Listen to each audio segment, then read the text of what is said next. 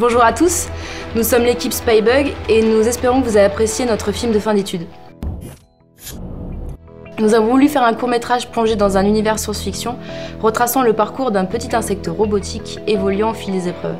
Dans cette idée, nous avons imaginé le décor d'un laboratoire futuriste comprenant des éléments de chaîne de montage.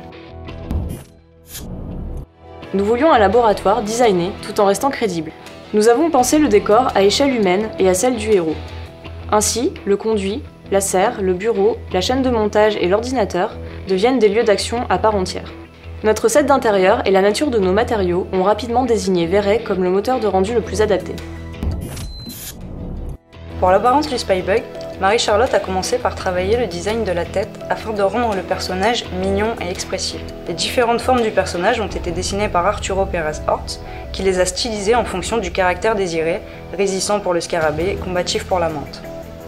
Sophie et moi avons modélisé et texturé les différentes formes du Spybug. La tête est l'élément qui lie ces transformations. Je l'ai donc adapté tout en lui donnant de légères variations pour signifier l'évolution. En ce qui concerne le shading, nous avons donné un aspect propre au personnage et nous avons amené le contraste par les valeurs de ton et les matériaux comme le caoutchouc et le carbone. J'ai modélisé, texturé et shadé la plante carnivore sous ZBrush. J'ai ensuite effectué la rotopologie sous Maya. Elle devait être l'élément organique le plus agressif. J'ai commencé par construire une base de setup simple pour le moustique, que j'ai ensuite pu réadapter sur le scarabée, la menthe et le moustique adulte. Grâce au système d'IK et de NR, les antennes ont été passées en dynamique afin de suivre les mouvements de tête du personnage. Le setup de la plante est aussi très simple, mais permet de créer de grosses déformations quand elle ouvre la bouche, ce qui la rend encore plus menaçante. Pour l'élaboration du titre du film, j'ai commencé par la modélisation et le dépliage des UV sous Maya. En ce qui concerne l'animation, j'ai élaboré un workflow à base de Drive and Key mélangeant animation et setup. L'animation du Spybug a été très variée, due à son évolution tout au long du film. Le ride de la serre m'a permis d'animer la plante carnivore mutante, qui est la seule créature organique du film. J'ai donc pu m'amuser à la rendre répugnante et dangereuse grâce aux déformations et à ses dents pointues. Le climax dans l'unité centrale avait besoin d'un rythme soutenu jusqu'à la fin. J'ai donc essayé de rendre la menthe plus agressive afin de renforcer le dynamisme du plan. Pour la séquence de la serre, Morgane Sancet, une étudiante spécialiste, a développé une ambiance oppressante et surréaliste. Le Spybug arrive dans les racines et se retrouve confronté à la plante carnivore. Les teintes de vert et de cyan ont été privilégiées pour créer du contraste. Pour l'éclairage du laboratoire, j'ai traité l'éveil dans un premier temps. Il passe d'une phase en veille à une phase pleinement allumée. J'ai éclairé le personnage avec un set de lights particulier. J'ai créé une image à 360 du décor, ce qui m'a permis de gagner en souplesse de rendu. Au compositing, j'ai ajouté les passes de FX et accentué les tirs laser. Pour la transition des cloportes, j'ai utilisé sous Nuke un Z-Slice, des noise, des masques et des rotos. Pour le ride final, le lighting devait mettre en avant le processeur, l'élément de danger ultime du film. La difficulté du ride se situait dans la vitesse de la menthe religieuse ainsi que dans la gestion des éclairages dynamiques. Divers effets viennent accompagner les péripéties du Spybug, ce qui m'a permis de mettre en relation différentes techniques.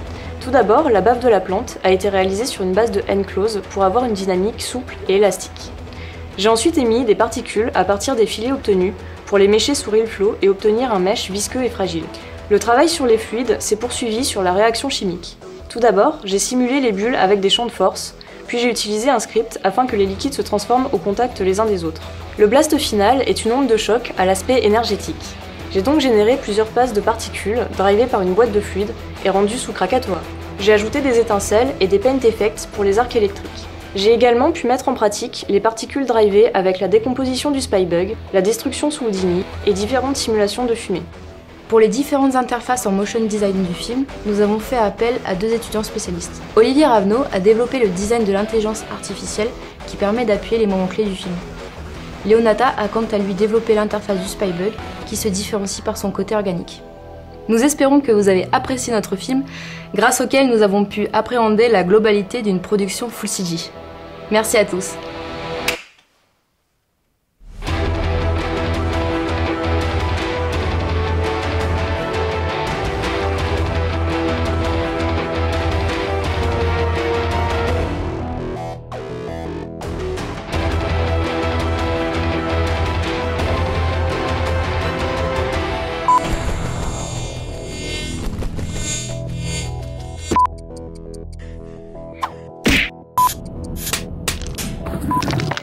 Bye.